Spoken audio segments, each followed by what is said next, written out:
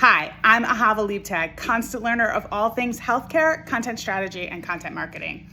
Today, I want to talk about a new solution to an old problem that I haven't exactly cracked yet, but I do think will help both B2B and B2C healthcare marketers. And that's when the academic or technical language comes into conflict with the sales or plain language, empathetic language.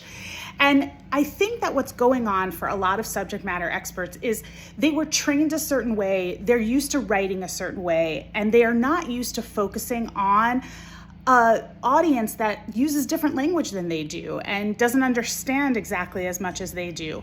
Or the B2B marketing side, the technical folks are like, well, people should know about this. But the whole point of B2B marketing is to educate people so that they feel empowered to make a choice.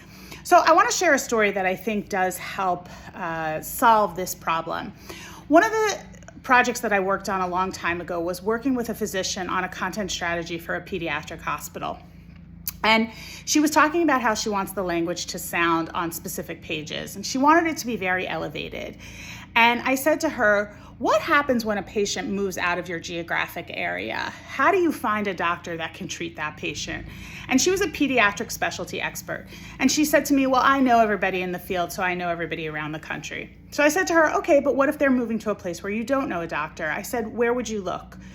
So she said, well, I might go to a different hospital website, or I might look at my association website to find a provider. I said, okay, and if you went to the hospital website, would you look on the page that describes the condition? She stopped and she said, okay, I get your point.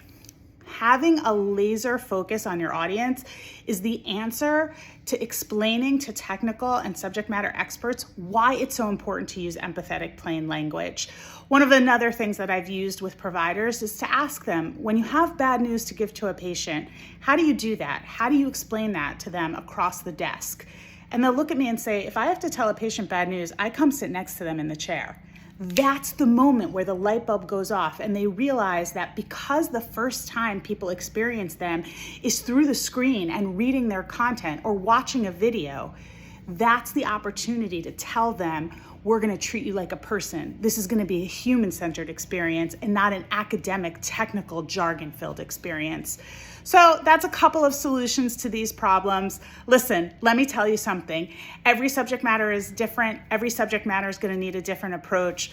But when you talk them through the actual audience journey, you might find that they're more willing to use the language that you know will appeal to that audience.